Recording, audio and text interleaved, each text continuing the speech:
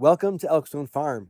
My name is Russell Goodman, and I'm the executive chef here at Elkstone Farm, which is in the Yampa Valley, Steamboat Springs in Northwest Colorado. This is a very special place where we grow fruits and vegetables organically in a regenerative agriculture model. One of the ways in which we choose to showcase the things we grow is through tasting menu dinners that we serve on the farm on the back porch in an aspen grove.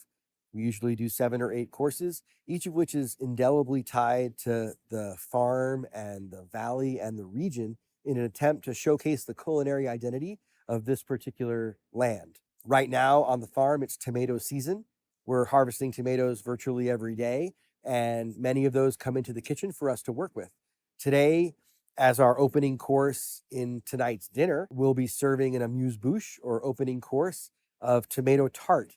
The purpose of the tomato tart is to highlight in a number of different ways the flavor and texture of the tomatoes that are growing here, that are allowed to grow to full ripeness on the vine, have to travel about 200 feet and land in our kitchen. This tart is composed of a tart shell pastry made of butter and flour and water. We have a tomato jam with herbs, some local pork belly, and fresh tomatoes. Basil harvested about an hour ago, and sea salt. As you follow along with the recipe, you'll notice intuitively that this can be scaled considerably.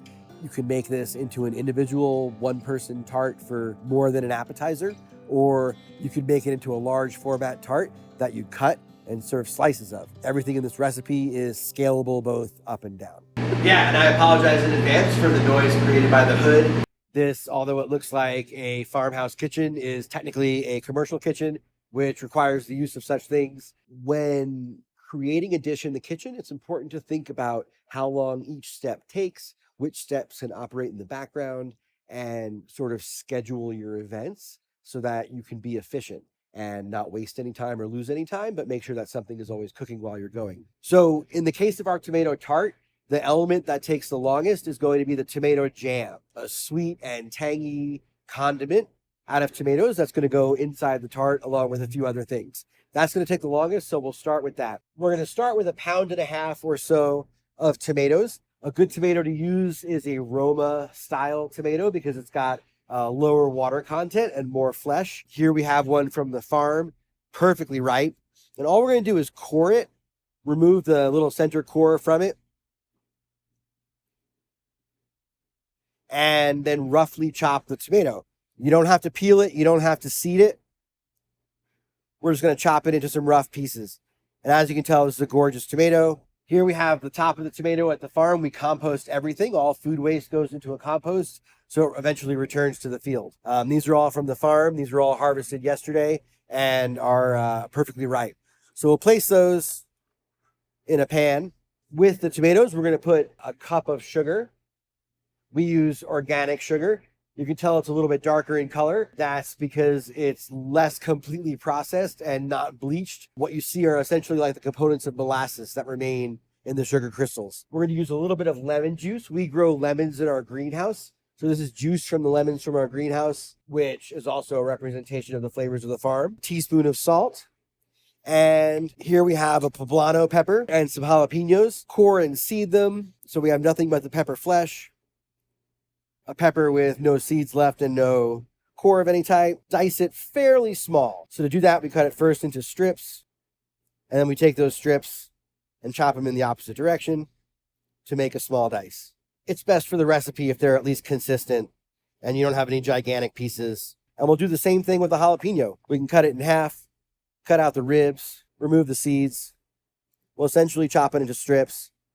You can use any kind of pepper you want. You can use an Anaheim or a Serrano if you want just a little bit of heat. There really are no wrong answers.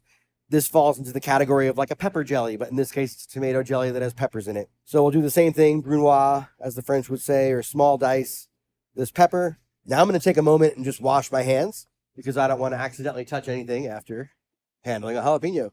So we'll take these peppers, add them to our mixture. So this is some cilantro, which also grows on the farm. We're not going to use too much, kind of bunch it up, and we'll just sort of chiffonade it or make little strips. We're going to add some fresh basil at the end. Basil will bring the fresh herbal element we're looking for, and this will sort of add a more subtle herbal component to the jam. We want a little bit of acidity. Modern tomatoes are less acidic than they were 50 or 100 years ago because they've been bred to be sweet and less tart. We're going to add back in just a little bit of acidity to balance the jam out, and we'll do that with a little organic balsamic vinegar.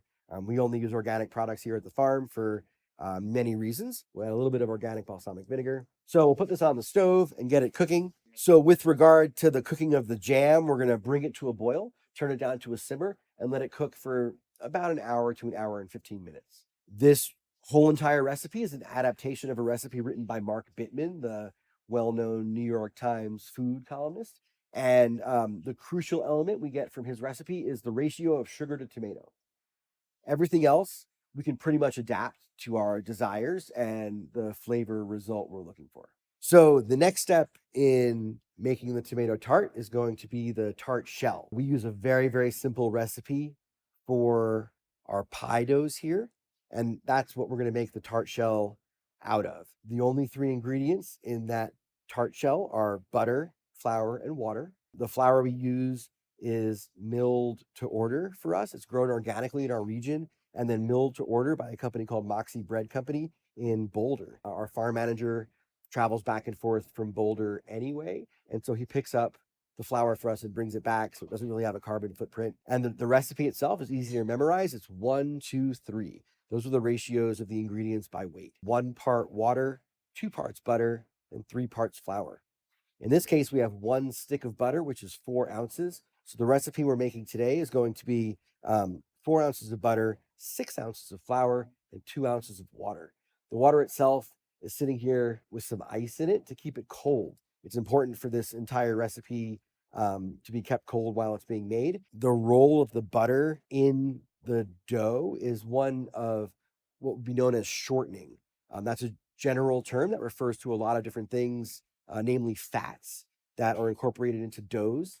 And the reason why it's called that is because the primary protein in the wheat is gluten, a word we've all heard before. Those gluten protein molecules in the presence of water link up and form long chains. And those long chains are what give baked goods their structure, like a baguette, which is very firm. In this case, we don't want a chewy pie dough. We don't want to have to tear it like a baguette. We want it to sort of crumble and break down as we eat it. And so we want it to have what's known as a short texture, the same kind of thing referred to when you talk about shortbread. So we're going to use the fat that is in the butter to interrupt the formation of the long gluten chains. And in doing so, that's where it gets its name shortening from. So we've taken our stick of butter, diced it into relatively medium-sized-ish cubes, couple centimeters, and we add that to the flour. There's no leavening in this recipe, so it doesn't really need to be altitude adjusted at all. So the first thing we do is just kind of toss the butter in the flour. This will enrobe each piece of butter in flour and give us a good starting point to create our short dough. Then we take these cubes and squish them between our fingers to make essentially like flat pieces of sheared butter. And we do that with every single cube by hand. And it shouldn't take too long with such a small batch of dough. This will be a fairly irregular crumble, which is what we're looking for, a nice rustic pie dough. Here we have a roughly crumbled butter dough or butter flour mixture.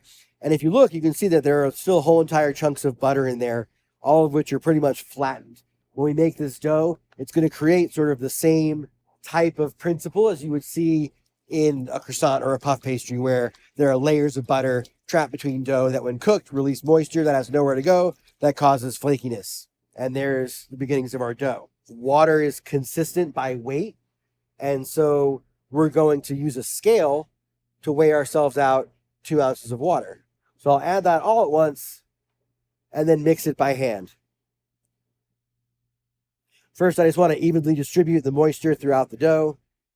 And then I'll start using a little bit more pressure, giving it a little squish as our dough comes together. And you can see very, very quickly, a dough starts to form. There's a little bit of crumbly bits on the bottom. I just take the moisture spots, squish them into the crumbly bits, and the dough comes together. Save what's all stuck to your hand, get it all down in there, and now we have one cohesive pie dough. You don't want to knead this like it's bread. Again, the purpose of kneading bread is to develop gluten structure. That's something we're not trying to do in the case of a dough like this. And so mixing it minimally patting it into a shape that's useful. There we've created our tart dough or pie dough. So while the butter is still in this fluid state, while still cold but malleable, that's the best time to work with it. So then we're going to use a generous amount of flour to roll the dough. We just want a little flour on the outside. It's okay to use enough that it won't stick. It's not going to harm it at all. This is a very soft, pliable, beautiful dough. We'll use a rolling pin. In this case, I have a French rolling pin. I bring these from home. I collect rolling pins. So this is one of my more favorite wood inlay rolling pins. I really love it. It has no handles, like you might notice. This type of rolling pin with tapered sides and no handles is called a French rolling pin. Using a moderate amount of pressure, we start rolling the dough. Here at the farm, we do tasting menu dinners where we serve 7 or 8 courses, each of which is linked to the farm and the valley and the region. And we do it, like I said, in an attempt to convey time and place.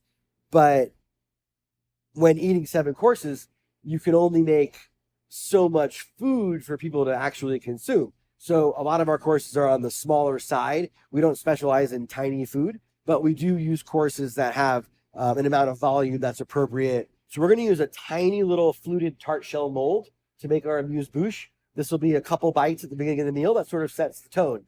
Again, it's tomato season. It's a perfect opening course to kind of show what the evening's going to be about. In this case, a circle cutter. That's just a little bit bigger than my tart shell. I have a dough that's not stuck to the table. That's of even and consistent thickness. And I'll cut circles out of the dough and lay that circle inside the tart shell, pressing to sort of distribute the dough throughout the shell. You can use pan spray on these kind of molds if you want. It's not necessary with this type of dough, but it can be helpful if you have any concerns about sticking at all. These are not non-stick, these are just aluminum, but they work extremely well. We'll save this dough for another application. And you can see I'm not mushing the dough together. I just gently fold it on itself so that when I roll it back out, it'll be in the sort of principle of croissant and puff pastry of continuing to have lamina or layers.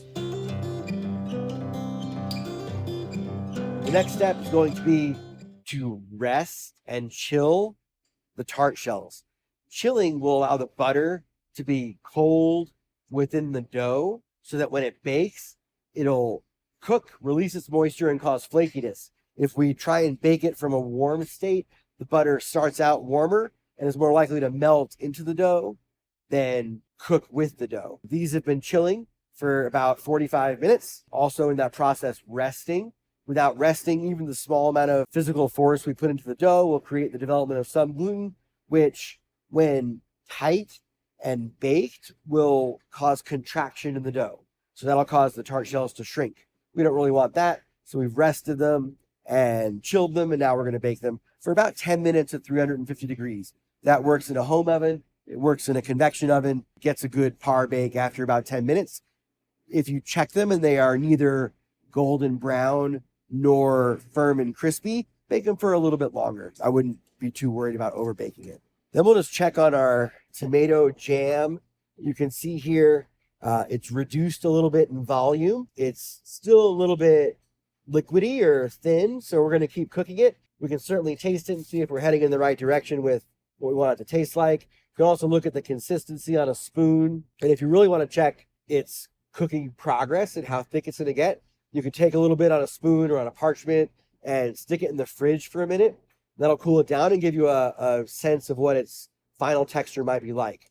Right now, the color is gorgeous. It's a translucent red. And as we stir it, you can see that it fills itself back in the little divot we make almost immediately, which means it's still a little bit thin and we have a little more cooking to go.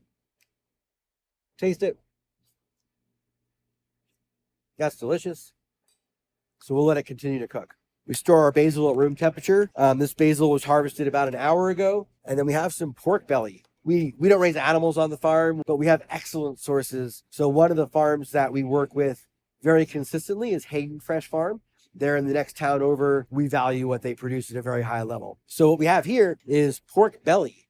This is essentially the same stuff that is used to make bacon, but unlike bacon, this is neither cured nor smoked.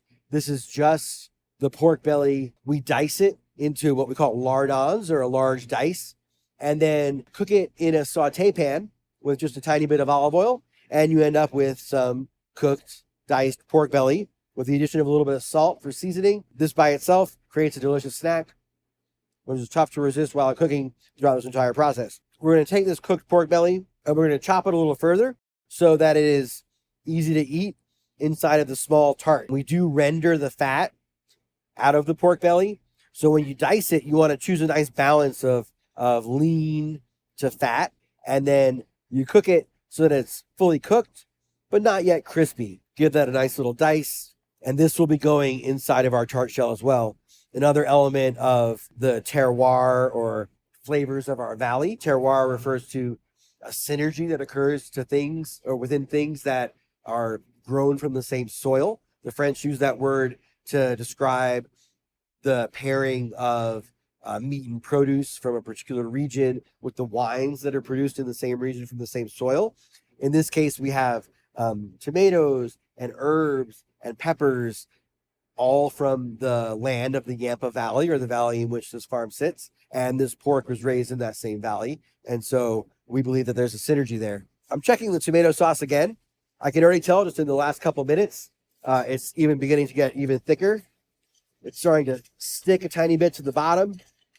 All of which are signs that it's just about done. My wife and I make a lot of jams and jellies and preserves at home. So I have a lot of experience both at work and at home working with jams and jellies. But this one, the way it's starting to coalesce, starting to stick a little to the bottom, it's darkened noticeably in color. We're going to say that this is likely to be exactly where we want it to be. I can also tell as I'm scraping the bottom of the pan, some of it is like sticking to the bottom of the spoon. That's the result of the sugar cooking and the pectin development, pectin from the tomatoes. So those are all great signs. We want to cool this rapidly. Here at the farm, we have the benefit of a walk-in cooler. Not everyone has one. If you're using your home refrigerator, you probably want to cool this sort of thing down to warm room temperature-ish before sticking it in your fridge so you don't ruin all your food or your refrigerator. But in the case of the walk-in cooler we have, it can cool things very, very quickly. The amount of heat contained in here won't affect the ambient temperature of the refrigerator. And what we want to do to achieve rapid cooling is have a large amount of surface area. We want to expose as much of the product to the cold air as we can. So that's why we're going to use this sheet pan or baking sheet. We'll spread out the jam pretty well, and this will cool it very, very quickly. We'll put this in the cooler and be right back. The tomato jam is cooling, and the tart shells are just finished baking. To work with our basil garnish, for the 2 tarts we have, we'll just take 1 medium-sized leaf. Again, we store our basil at room temperature. If you've ever noticed that your basil in the refrigerator turns black and wilts within a day, it's because you're storing it at the wrong temperature. It has the most longevity when stored at temperatures just below room temperature. Maybe instead of cutting the basil, we'll just tear it a little bit. We'll create some torn basil pieces, and they'll have a nice bite of flavor. We'll garnish with some of the fresh tomato like we were talking about. If we had a smaller tomato, we could go with maybe like half tomatoes. These tomatoes are a little bit bigger, given the size of the tart. So maybe we'll make some slices of tomato to garnish the tart with. One thing that I'll do to help the process along is hone my knife. Honing is a process of straightening out the very tip of the edge of the knife. It's so thin, when you use it, it bends a little to the left, a little to the right. And so sharpening done with a stone will actually remove metal and recreate the edge of the knife. Honing just resets the very tip of the edge. This knife performs much better. And you'll notice I'm using a lot of back and forth motion in addition to the up and down motion. If I just try and cut directly through a tomato by pressing down, you see what happens? It just squishes. When we slice back and forth, help the cutting process so that we can effectively slice through something that's soft. So that's 10 minutes on our tart shells. And these have puffed up just a little bit. That's the result of that lamination of the dough, or the creation of lamina, the layers of butter and flour. And it kind of puffs up almost like a puff pastry. And so we just push it back down just a little bit while it's still hot, not while it's cooled down. These might need just like 1 or 2 more minutes to be exactly where we want them to be. They're still a little pale in color. And so we'll put them back in the oven for just a moment. We'll give them a 2-minute timer. So the tomato jam has been in the fridge for like less than 5 minutes, and you can tell It's just barely soft. It barely moves, but it's more or less set, particularly around the edges where the cold set in most quickly, and in the middle where it's warm, it's a little bit softer, but around the edge, it's already set into a delicious jam. We're going to turn off the oven, grab our tart shells. Wouldn't recommend grabbing metal tart shells out of the oven at home. As a chef, we have what are called kitchen hands, which means we've lost our fingerprints and we don't feel anything anymore. So you can quickly pick up the tart shell and pop out these tarts, which you can see don't stick at all. Very flaky, still warm, but fully cooked tart shells. And so to complete the presentation of the tart, we'll take a little bit of our tomato jam, put it in the bottom of the tart shell, trying to keep it neat and in the center. On top of that, we'll put a little bit of our pork belly, which has been seasoned with salt. You don't want this pork belly to be cold.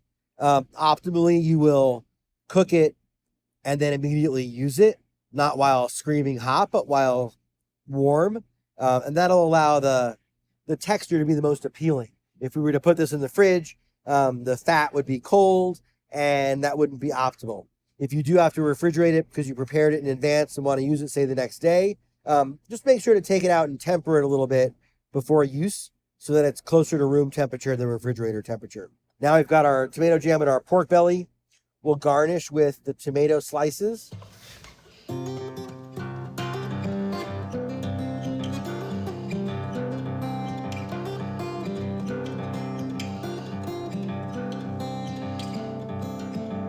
Basil.